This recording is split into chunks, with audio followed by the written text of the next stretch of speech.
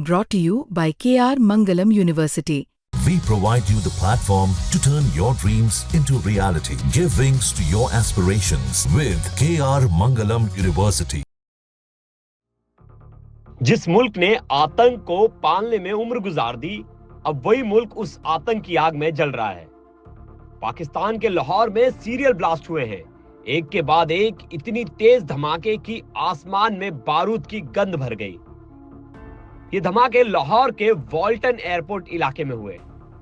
नसीहाबाद, गोपाल नगर और गुलबर्ग भी इसकी चपेट में आ गए।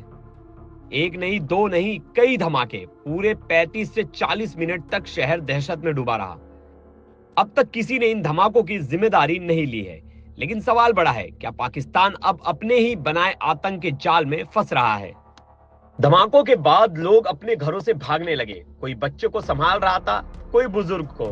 हर तरफ अफरा तफरी, इमरजेंसी सायरन बज उठे, पुलिस और फौज पहुंच गई, लेकिन तब तक बहुत देर हो चुकी थी। इस धमाके का टाइमिंग भी बहुत कुछ कहता है। एक दिन पहले ही भारत ने पहलगाम आतंकी हमले का जवाब दिया था। पाकिस्तान के अंदर 9 आतंकी ठिकानों को तबाह किया गया था, और अब उसी पाकिस्तान में ब्लास्ट हो रहा है, जहां आतंकी खुलेआम ट्रेनिंग कैंप चलाते हैं, वहीं अब धमाके हो रहे हैं। आतंकी अब पाकिस्तान के लिए ही मुसीबत बन रहे हैं। पाकिस्तान की फौज और आईएसआई ने जिन लोगों को कंधे पर बिठाकर पाला, अब वही लोग उनके शहर को उड़ा रहे हैं। ये नया नहीं है, ये वही इतिहास है जिसे पाकिस्तान ने खुद लिखा है।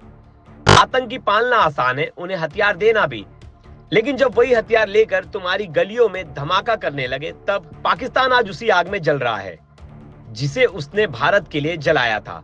अब वो धुआं उनके अपने घरों में ही भर चुका है। और सच ये है कि अब इस मुल्क के पास ना तो जवाब है, ना ही हिम्मत।